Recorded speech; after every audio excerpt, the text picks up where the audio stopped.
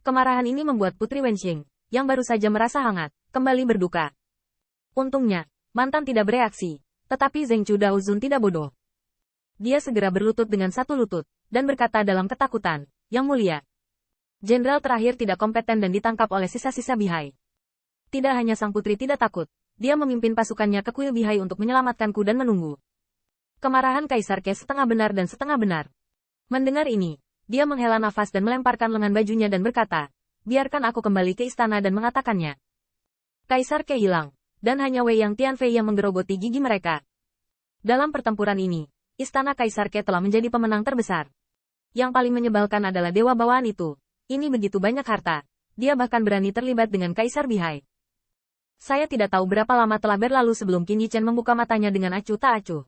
Tetapi melihat seorang wanita dari keluarga Kaisar Ke memberi makan dirinya sendiri obat. Cairan dalam mangkuk obat adalah inti dari peleburan Daojin, yang sangat bergizi bagi pedang dewa bawaan. Tetapi wanita ini Qin Yichen tidak mengetahuinya, dan diperkirakan dewi yang dikirim oleh istana Kaisar Ke untuk merawatnya. Jenderal Feng, apakah kamu sudah bangun? Tanda seru. Sang dewi adalah seorang dewi, tetapi dia tampak sangat menghormati Qin Yichen, dan teriakan kegembiraan ini juga segera menyebabkan rumah bergerak terus-menerus, terutama karena langkah kaki sepatu bot tentara yang cepat. Surgawi. Jenderal Win sudah bangun. Qin Yichen menoleh dan menemukan bahwa Zheng Chu Daozun sedang menjaga di sisinya. Tiba-tiba, dia mendengar minuman ringan dan melewati kerumunan.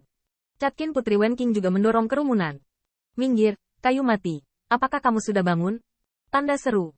Dapat dilihat bahwa Putri Wenqing tampak sangat cemas, melihat wajah yang diukir seperti pedang dengan sangat gembira. Namun, reaksi pertama Qin Yichen ketika dia bangun tiba-tiba mengubah wajah cantik Putri Wenqing. Di mana Kaisar Bihai saya? Tanda seru. Kayu mati, jangan bunuh aku. Putri Wenqing mengangkat bibir ceri. Qin Yichen mengikuti matanya dan melihat bahwa masih ada platform dewa di aula, dan artefak kekaisaran Bihai diam-diam ditempatkan di platform dewa. Kayu mati. Aku mendengar ayahku berkata bahwa ketika Paman Tians melepaskanmu dari lengan bajunya, kamu hampir terkoyak, dan kamu tidak melepaskan senjata kekaisaranmu. Kamu benar-benar milikmu. Qin Yichen tersenyum. Tetapi pada saat ini, dia melihat Zheng Chu Daozun mengertakkan giginya dan mengeluarkan cincin dari lengannya. Saudara Tianxing, ini sedikit dari saudara-saudara saya dan saya. Kami semua telah mendengar tentang itu. Singkatnya, kami tidak bisa hidup tanpamu. Qin Yichen terkejut, berjuang untuk bangun. Tetapi ada rasa sakit kesemutan di sekujur tubuhnya. Itu karena bilahnya retak dan belum pulih sepenuhnya. Saudara Zheng Chu, saya tidak bisa berbuat apa-apa. Saat itu, saya dikejar oleh iblis Yin Liguan. Jika Anda tidak mengirim tentara untuk menyelamatkan saya, Feng takut Anda akan mati sebelum Anda memasuki dunia. Zheng Chu Daozun sepertinya tidak memperhatikan hal-hal imajiner itu, dan langsung meletakkan cincin itu ke tangan Qin Yichen. Ini berbeda. Namun, Qin Yichen juga bersikeras. Mengapa Anda berbeda? Anda dan saya adalah Jenderal Zhen Moguan. Jika Anda perlu memberi hadiah dan terima kasih telah membantu satu sama lain di medan perang, apakah itu masih disebut sesama? Zheng Chu Daozun ragu-ragu, dan tiba-tiba tersenyum dan berkata, oke.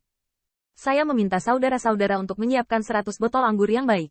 Saya tidak butuh apa-apa, tetapi anggur ini harus diminum. Qin Yichen juga tersenyum. Jika kamu tidak mabuk, kamu tidak akan kembali. Setelah itu, dia memandang Putri Wenxing. Putri, di mana Kaisar? Aku baru saja memberi penghormatan kepada saudara-saudara yang tewas dalam perang, roh surga. Saat ini, mereka sedang mendiskusikan masalah di istana kekaisaran. Pada titik ini, ekspresi Putri Wenqing sedikit sedih dalam pertempuran ini. Istana Kaisar Ke kembali hidup dengan kurang dari 40.000 orang kuat. Lebih dari separuh tentara hilang. Dan pertempuran ini dapat digambarkan sebagai mendebarkan. 18 pembangkit tenaga klan Kaisar menyerang bersama, seperti para jenderal angkatan laut surgawi dan raja-raja surga. Jarang melihat mereka dalam kehidupan nyata dan kematian pada hari kerja. Bahkan tsunami yang disebabkan oleh klan Bihai telah melanda alam semesta kuno.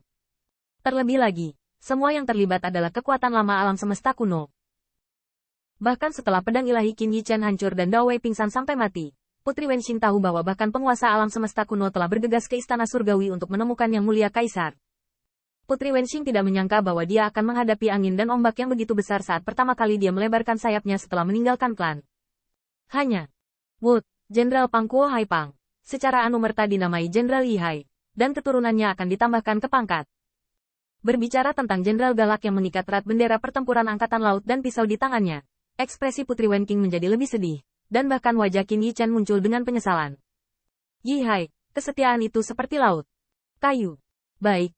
Saya melihat Putri Wenxing duduk menyamping di sisi tempat tidur. Pipinya yang cantik dan tanpa celah untuk pertama kalinya tampak serius tidak seperti sebelumnya. Sepertinya aku mengerti rasa sakit ayah dan ibu. Qin Yichen tersenyum. Si Dao sangat kejam. Perang akan segera dimulai. Kekuatan magis akan menyerang. Mereka yang rakus seumur hidup dan takut mati akan mati. Dan Jenderal Angkatan Laut Surgawi yang galak juga akan mati. Qin Yichen tidak merasakan terlalu banyak emosi. Setidaknya dia telah melihat lebih banyak angin dan ombak daripada Putri Wenqing. Dan pada saat ini, kepalanya melirik ke samping, melihat tombak yang memancarkan cahaya biru tua. Anda berkata, Tuan Kaisar, maukah Anda memberi saya senjata kekaisaran ini? Begitu ucapan ini keluar, wajah Putri Wenxing sedikit berubah. Dia awalnya ingin membayar kayu mati.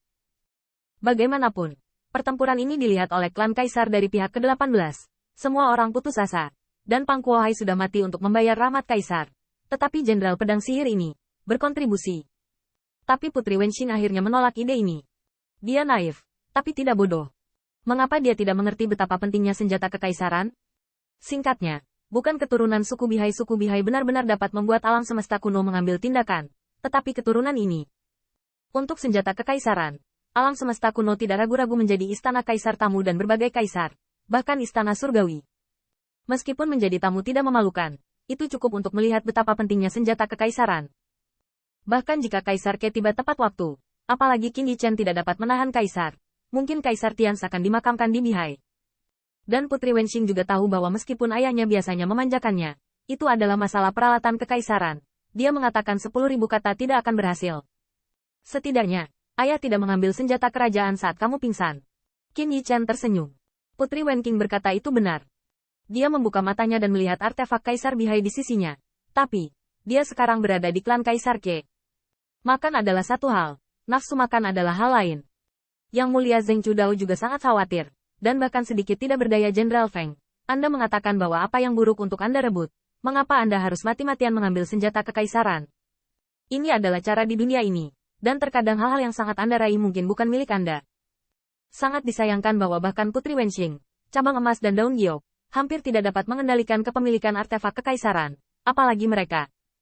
Pada saat yang sama, kekuatan besar di Istana Kekaisaran juga memperdebatkan kepemilikan artefak Kekaisaran Bihai.